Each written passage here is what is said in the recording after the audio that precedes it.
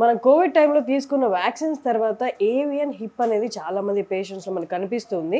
అసలు అది ఏంటి, ఎందుకు వస్తుంది, దాని ట్రీట్మెంట్ ఏంటి అనేది ఇవాళ మనం సుధీర్ దారా గారిని అడిగి తెలుసుకుందాం. ఇప్పుడు మనం ఆపరేషన్ థియేటర్లోనే ఉన్నాం. సార్, ఒక్కసారి దాని గురించి. కోవిడ్ వ్యాక్సిన్ వల్ల కాదు, కోవిడ్ వచ్చిన తర్వాత స్టిరాయిడ్ వల్ల avascular necrosis of the hip అంటే హిప్ జాయింట్లో మనకి ఈ ఈ ఫీమర్ హెడ్ ఉంటుంది.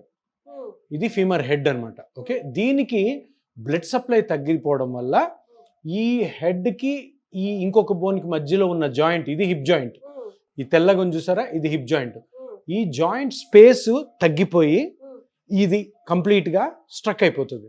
అంటే ఈ హిప్ మడచలేరు, తిప్పలేరు, నడకలో కూడా ఇబ్బంది వస్తుంది, హిప్ జాయింట్లో పెయిన్ వస్తుంది అనమాట.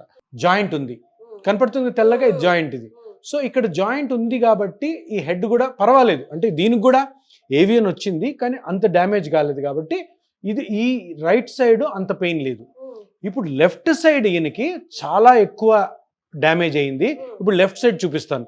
ఇప్పుడు లెఫ్ట్ చూసారా, ఈ హెడ్ చూసారా, ఇంతకుముందు చూసిన దానికి ఇప్పుడు దానికి, దీనికి బ్లడ్ సప్లై తగ్గిపోవడం వల్ల ఇదంతా కూడా డిస్ట్రాయ్ అయింది. అంటే ఇది డిస్ట్రాయ్ అవ్వడం వల్ల ఈ బోన్కి ఇక్కడ కొంచెం స్పేస్ ఉంది, ఇక్కడ లేదు చూడండి, ఇక్కడ తెల్లగా ఉంది, ఇక్కడ లేదు చూసారా, ఇక్కడ స్పేస్ పోయి రెండు బోన్స్ దగ్గర అతుక్కున్నాయి, సో కదలట్లేదు.